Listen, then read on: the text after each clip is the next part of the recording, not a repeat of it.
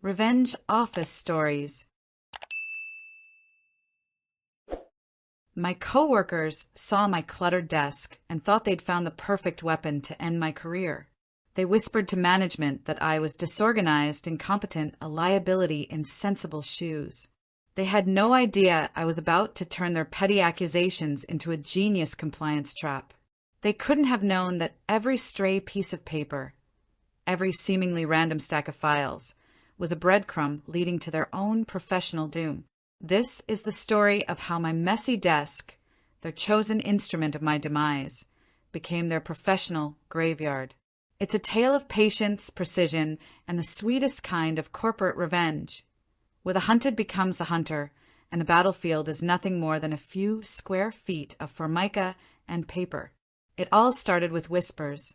In the sterile, open-plan office of Sterling Financial, a mid-tier firm specializing in wealth management and regulatory compliance for high-net-worth clients, whispers travel faster than light.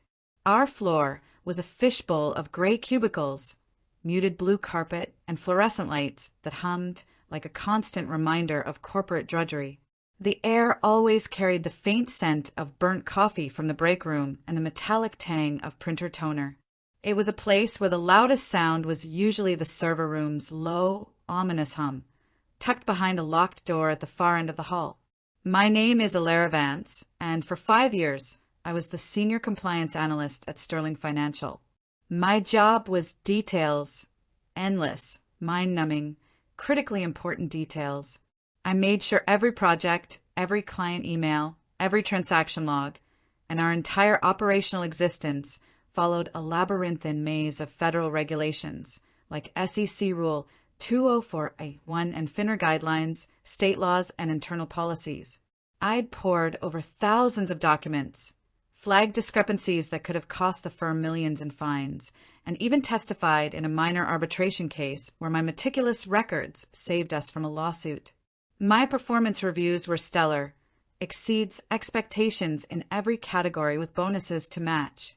I'd saved the company from hefty fines more than once spotting a rogue trader's off-book dealings before they ballooned into a scandal. But I had a flaw, at least in some people's eyes. My desk was a catastrophe. To any casual observer, my workspace was an anarchic landscape of paper. Stacks of documents leaned like the Tower of Pisa, threatening to topple with the slightest breeze from the air vents. Post-it notes bloomed across my dual monitors like fluorescent wildflowers, each one a cryptic reminder. Check Dodd-Frank cross-ref, Henderson audit, follow-up, Q3 projections due October 15th. Coffee stains dotted the edges of older files, and a half-eaten protein bar wrapper peeked out from under a binder. There was even a small potted plant I'd forgotten to water, its leaves yellowing in silent protest. But it was my mess. It was a three-dimensional filing system that made perfect sense to my brain, honed over years of trial and error.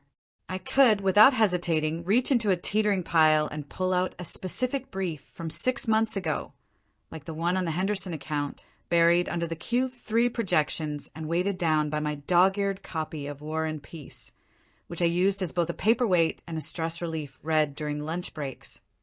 Some research from psychologists like Kathleen Voss at the University of Minnesota suggests a messy environment can actually foster creative thinking and problem-solving, breaking the rigid patterns that neat freaks fall into. For me, it worked like a charm. My desk was where I untangled the knots of corporate law, where intuition met evidence in a symphony of controlled chaos. This, however, was an unacceptable affront to Marcus and Isabella. Marcus was the quintessential corporate shark in a cheap suit, polyester blend, slightly shiny at the elbows from too many power leans over conference tables. Firm handshake that lingered a second too long, dazzling smile that never reached his eyes, and the moral compass of a piranha in a feeding frenzy. He was a project manager who excelled at taking credit for other people's work, like claiming my compliance fixes as his strategic oversight, and deflecting blame for his own spectacular failures onto unforeseen variables. He'd once botched a client onboarding by ignoring my warnings about KYC requirements, nearly triggering an AML flag, then blamed IT for system glitches. Isabella was his work wife and chief sycophant, a duo that had formed an unbreakable alliance in the break room gossip sessions. Her desk was a minimalist dream, a single ergonomic keyboard, a polished 27-inch monitor, and one artfully placed succulent in a geometric white pot, probably chosen from some Instagram influencer's feed.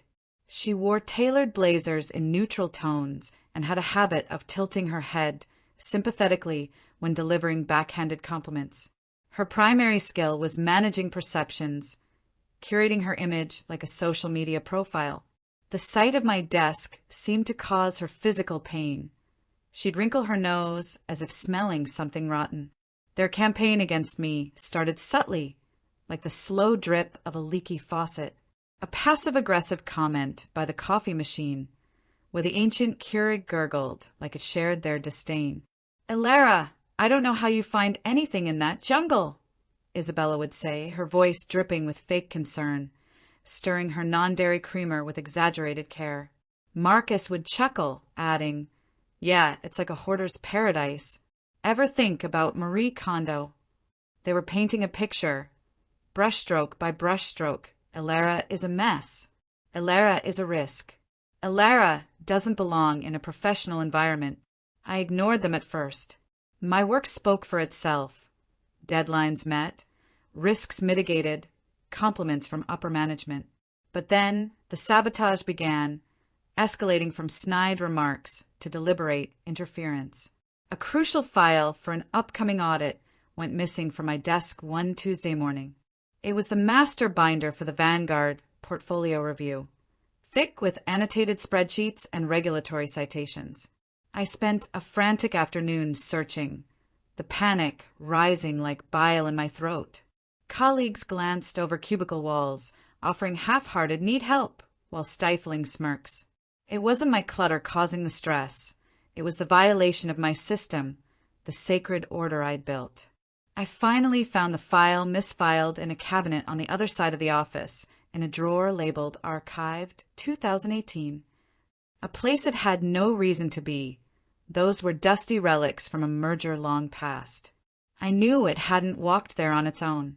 Later that day, I saw Marcus walk past my desk, a smug little smirk on his lips, whistling tunelessly as he headed to the elevator. Another time, during a team lunch and learn on cybersecurity, ironically, Isabella helpfully tidied a section of my desk while I was in a meeting with the legal team. "It was just giving me so much anxiety," she chirped when I returned, her eyes wide with feigned innocence. It took me 2 hours to undo her help. She'd shuffled papers from 3 different active projects, the Apex rollout, Centurion compliance checks, and Phoenix initiative timelines, into one neat alphabetical pile, destroying my contextual layering. What was once a narrative flow of cause and effect became a jumbled mess. She was creating chaos under the guise of imposing order, a classic toxic coworker move, gaslighting me into questioning my own methods. There were smaller incidents, too. A post-it with a critical deadline accidentally peeled off and stuck to the underside of my keyboard. An email forward from me to Marcus lost in his spam folder, delaying a signature. Each one chipped away, building their case. The final straw came a month later, during a routine department sync. They scheduled a formal meeting with our department head, Richard Sterling, a man in his late 50s who believed a clean desk was the sign of a clean mind and a disciplined soul. He'd risen through the ranks in the pre-digital era, quoting old-school management gurus like Peter Drucker. I was called into his glass-walled office overlooking the parking lot, where rain pattered against the windows like impatient fingers. Marcus and Isabella were already seated, looking concerned, like grieving relatives at a will reading. "Elara," Richard began, folding his hands over his polished oak desk. "Marcus and Isabella have raised some serious concerns about your organizational methods. We've received anonymous feedback forms echoing the same." Marcus leaned forward, his tie slightly askew for effect. "Richard, it's becoming a significant compliance risk. Having sensitive documents just Lying around, it's a liability. We're worried something will get lost, or worse, compromised. Data breaches start with sloppy habits. Isabella added, dabbing at her eyes with a tissue for dramatic flair. It's created a lot of stress for the team. The visual clutter is overwhelming, and it's making it hard for us to collaborate. I've had migraines from it. They had framed their personal vendetta in the language of corporate risk. Buzzwords like material breach, operational vulnerability, team morale erosion. It was brilliant in a slimy, despicable way. Richard, who saw the world in black and white, tidy and messy, was buying it completely. He even pulled up the company's clean desk policy on his screen, highlighting sections in yellow. "I've seen your desk, Alara," he said, his tone disapproving, like a disappointed father. "It's a mess. It reflects poorly on the department. Take the next week to clear it out. Digitize everything. Use the shared drive, scanners in the copy room. Conform to the clean desk policy. If I don't see a significant improvement by next Friday, we'll have to consider formal disciplinary action, up to and including a performance improvement plan." I sat there, stunned, my hands clenched in my lap. They had backed me into a corner. Cleaning my desk would be surrender. It would mean admitting their perception of competence was more important than my actual proven competence, the saves, the insights, the results. I looked at Marcus's triumphant smirk and Isabella's pious look of victory, her succulent probably judging me from afar. And in that moment, something inside me shifted. The frustration curdled into a cold, hard resolve, like ice forming over a raging river. They thought they'd found my weakness. They were wrong. I wasn't going to clean my desk. I was going to turn it into a weapon. They wanted to talk about compliance risks. Fine. I'd build them a compliance trap so perfect, so layered with evidence, they'd walk right into it, smiling the whole way. They thought my desk was my graveyard. I was about to make it theirs. This wasn't just revenge. It was restoration of my dignity, my system, and the truth. I walked out of Richard's office with a calm expression plastered on my face, but my heart was hammering like a war drum. Marcus and Isabella watched me go, victory radiating off them in waves. They high-fived subtly as I passed their cubicles. They probably expected me to rush back to my desk in a defeated frenzy, shredding papers and scanning like a madwoman. That's what a normal person would do, broken by the system.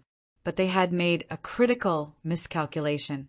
They had cornered an animal who was far more patient, strategic, and detail-obsessed than they could ever imagine. I'd spent years navigating regulatory minefields. This was just another one with higher personal stakes. That evening, after the office emptied and the janitor's vacuums droned in the background, I didn't clean a thing. I sat at my desk under the harsh glow of my desk lamp, and the leaning towers of paper now looked less like clutter and more like ammunition in a well-stocked arsenal. I let the anger burn away, hot and fierce at first, then cooling into the cold, clean logic of revenge. They wanted to use corporate rules against me. I'd use the rules against them. Every policy, every email retention guideline, every audit trail requirement.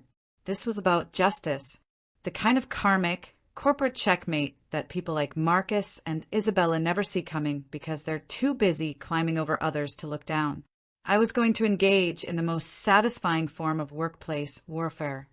Malicious compliance, amplified into a full-blown evidence empire. My plan was simple yet intricate, like the regulations I enforced daily. Richard wanted me to organize. He never specified how. No mandate for minimalism. No ban on physical files if they were secure and accessible.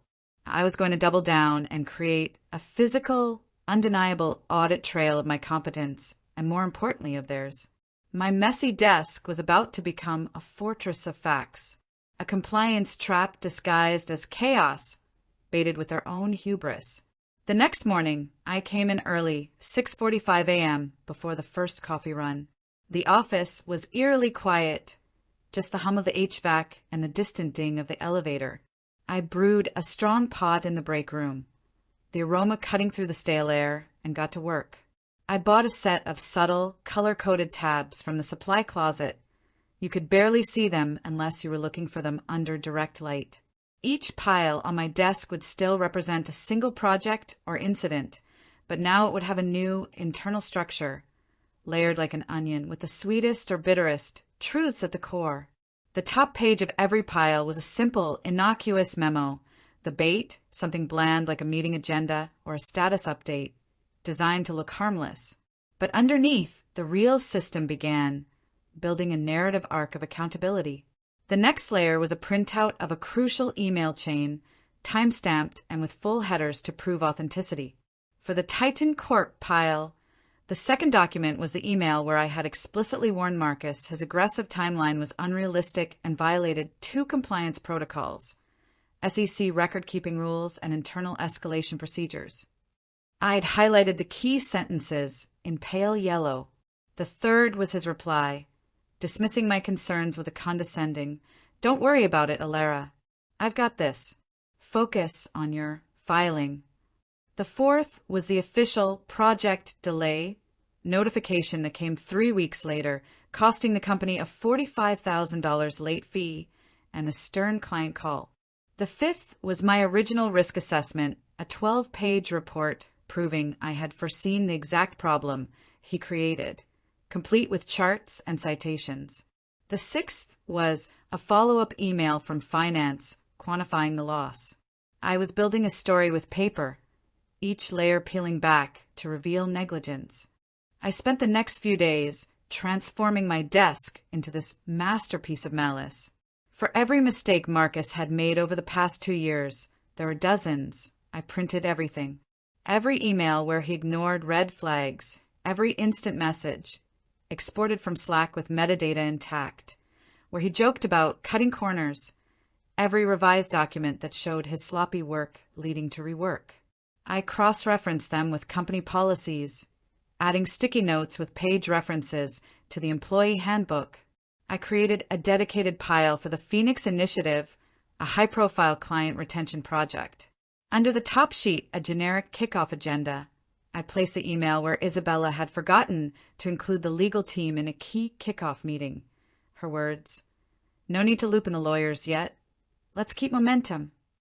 Under that, the frantic email chain from the legal team discovering the oversight a month later, demanding retroactive approvals. Under that, the revised budget showing the tens of thousands of dollars the delay had cost in expedited fees and lost billable hours. Under that, the meeting minutes where Isabella blamed vague instructions from compliance for the error, a bald-faced lie now immortalized. At the very bottom, I added a printout of the company's anti-fraud policy, which she'd violated by falsifying records. There were piles for smaller infractions, too. The time Marcus borrowed my draft report and presented it as his own in a client pitch. Isabella's habit of padding expense reports with team lunches that never happened. I even included ambient evidence, photos I'd discreetly taken on my phone of their pristine desks next to mine, time-stamped, to contrast their efficiency claims. My desk grew exponentially. The piles got taller, some reaching 3 feet, stabilized with binder clips and heavy books. To the untrained eye, it looked like I was losing my mind, spiraling into hoarder territory. The office buzzed with whispers. Even neutral colleagues shot pitying glances. Marcus and Isabella could barely contain their glee.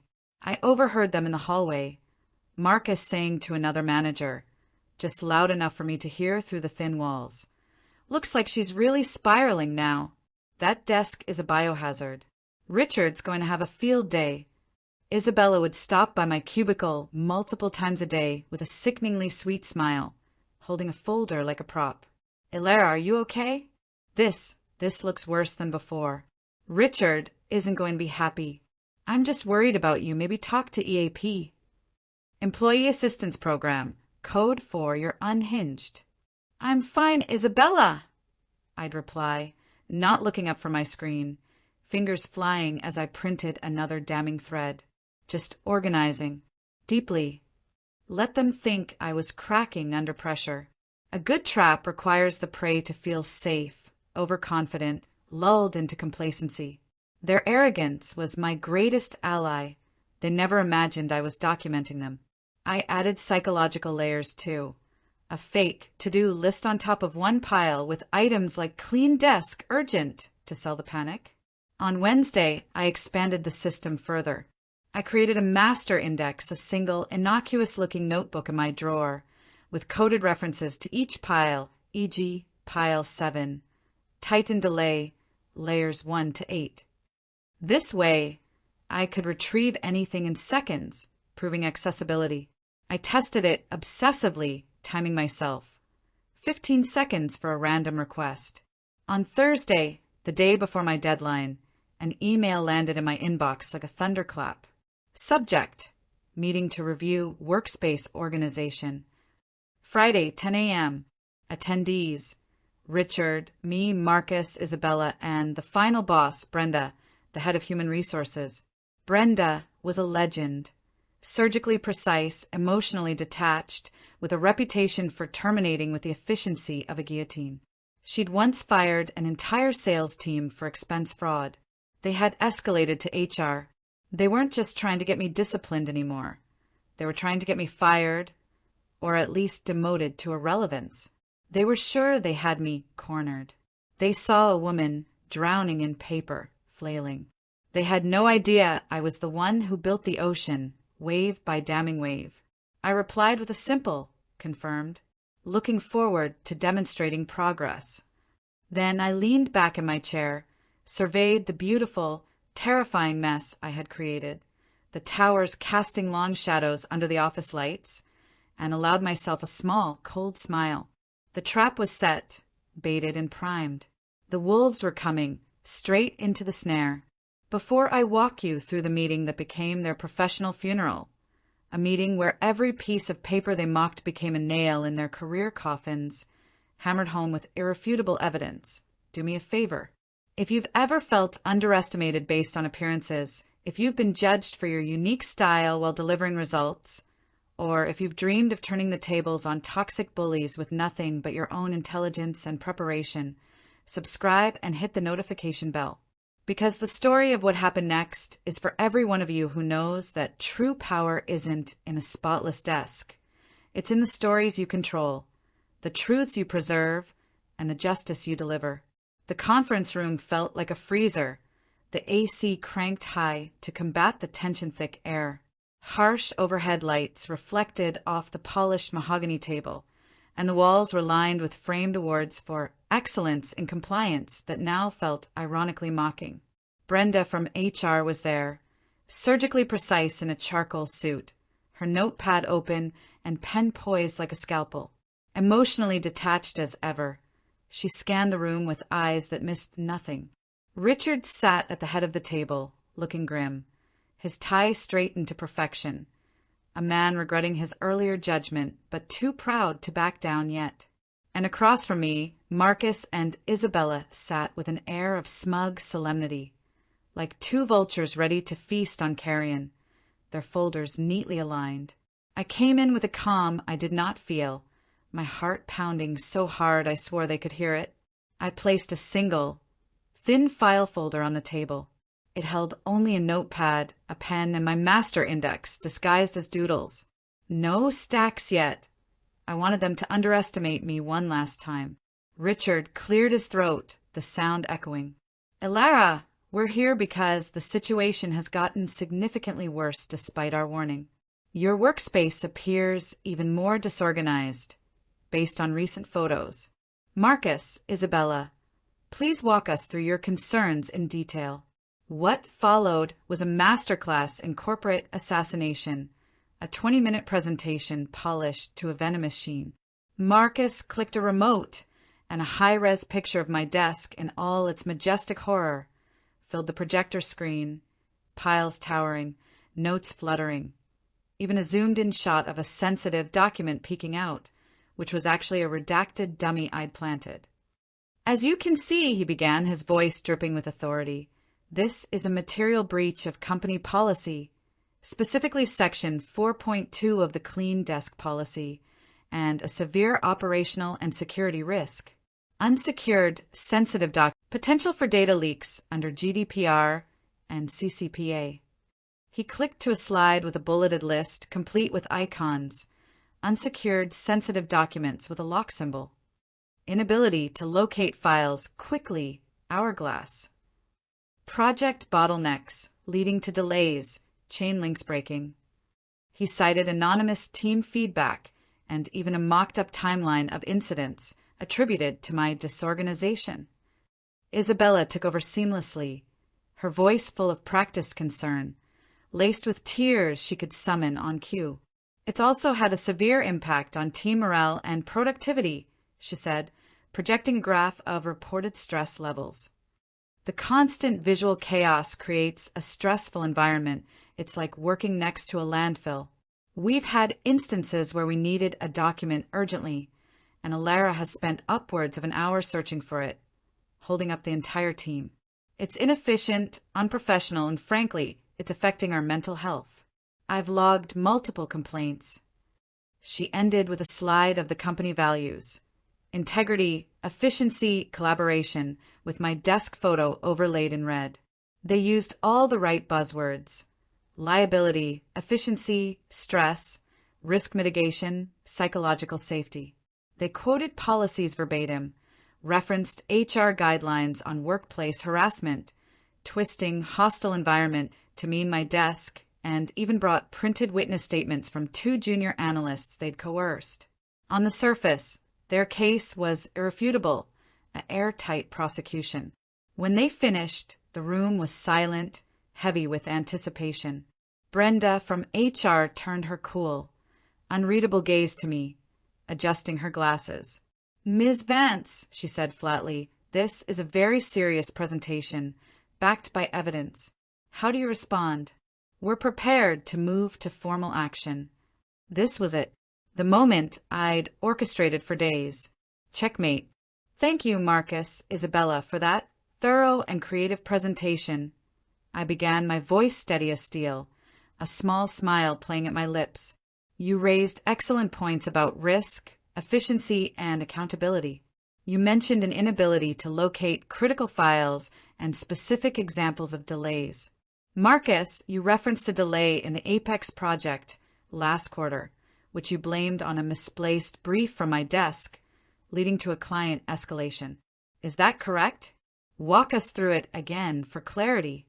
He shifted in his seat, sensing a trap but too arrogant to back down. "Yes, that's right. A significant delay. Hours lost searching her. Chaos." "I see," I said mildly.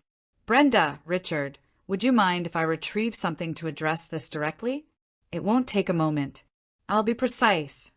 Brenda nodded curtly, intrigued despite herself. Richard looked puzzled, but waved me on. I walked calmly to my desk in the open floor, the office oddly empty. Word had spread. People were watching from afar. I went to a specific 2-foot-tall pile labeled subtly with a blue tab, the Apex one. I carefully lifted the entire stack, balancing it like a waiter with a tray, and carried it back into the room. I placed it on the table with a soft thud that echoed like a gavel. "This is the Apex project pile," I said calmly, meeting their eyes one by one. "Looks like useless clutter, I suppose. This top sheet." I slid it off dramatically. "Innocuous agenda. But this," I said, picking up the next sheet and holding it up, "is an email from me to you, Marcus, dated May 12th, asking for the final tech specs to ensure compliance with data encryption standards. Highlighted for emphasis." Marcus's smug expression flickered. A muscle in his jaw twitched. He leaned forward to peer. I continued, my voice steady and resonant, layering revelation upon revelation.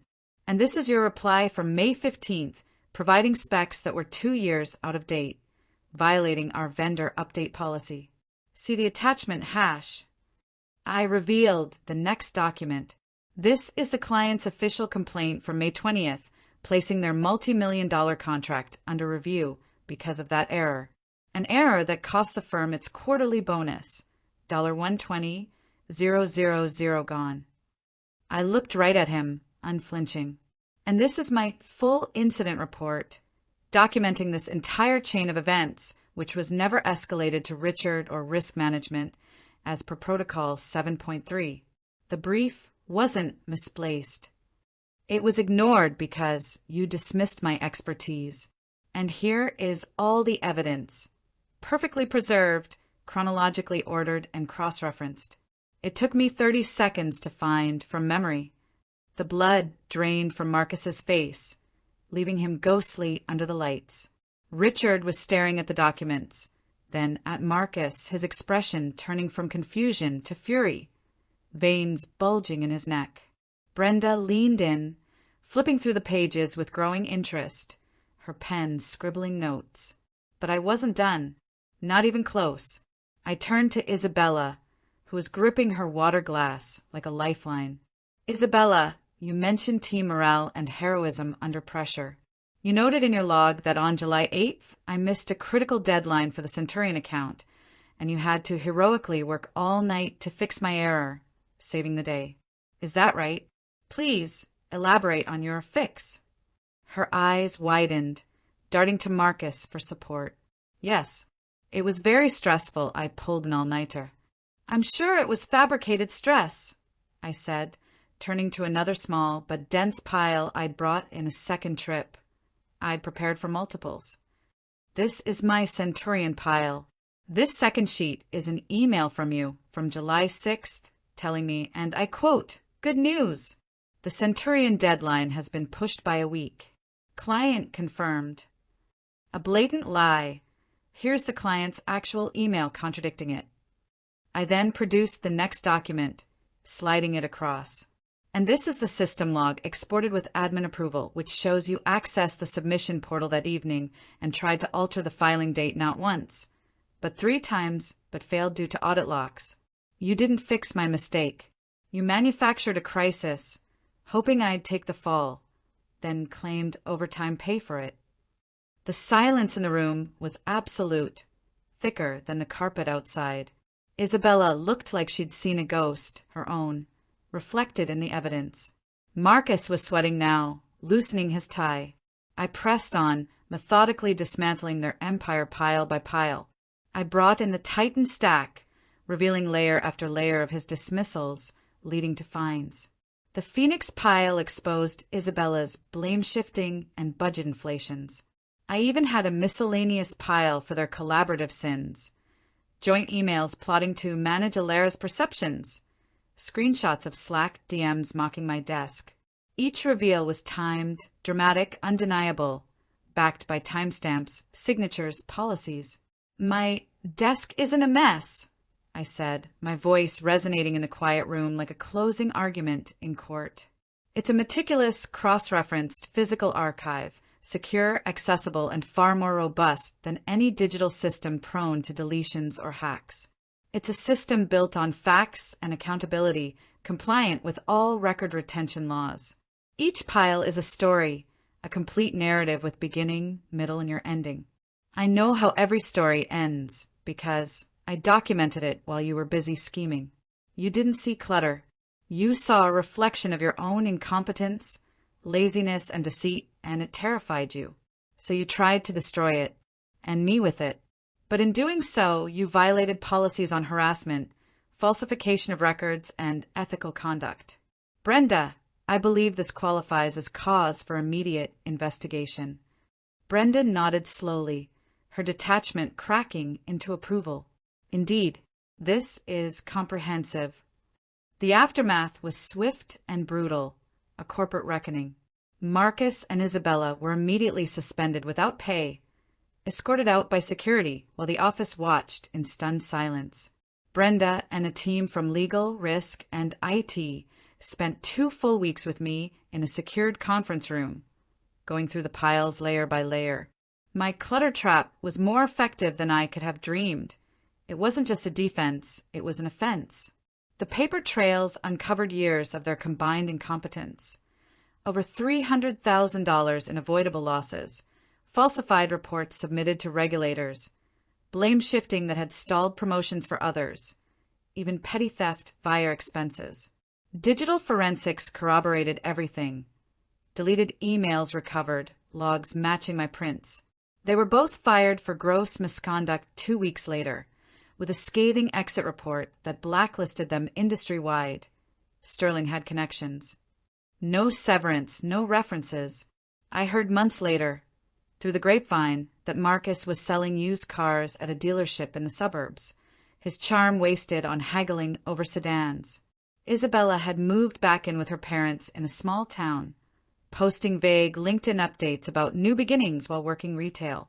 Their careers in an industry built on trust and precision were obliterated, ashes scattered. And me? Richard Sterling personally apologized in a one-on-one meeting, his face flushed with embarrassment. "Elara, I judged your process instead of your results. That was my failure. Your system, its genius." He admitted he'd been swayed by optics, a blind spot in his leadership. My desk, my beautiful, cluttered, magnificent desk, became ground zero for a company-wide review, not as a problem, but as a model. The memo went out firm-wide, a case study in radical accountability dubbed the Vance Principle. It emphasized results over appearances, encouraged personalized systems as long as they were secure and effective, and mandated better anti-bullying training. I was promoted to Director of Compliance and Oversight with a 40% raise, stock options, and my own corner office, floor-to-ceiling windows overlooking the city skyline. The first thing I did, I asked facilities for a bigger desk, custom-built with extra shelves for my evolving empire. It's still cluttered, of course, piles higher than ever, now with digital backups for redundancy. To the outside world, it probably still looks like chaos, a jungle of paper and possibility. But now, when people walk by, new hires, executives, even Richard, they don't see a mess. They see strength, innovation, and a warning. They know that in my jungle, every single leaf tells a story, and I'm the one who writes them, edits them, and ensures the villains get their due.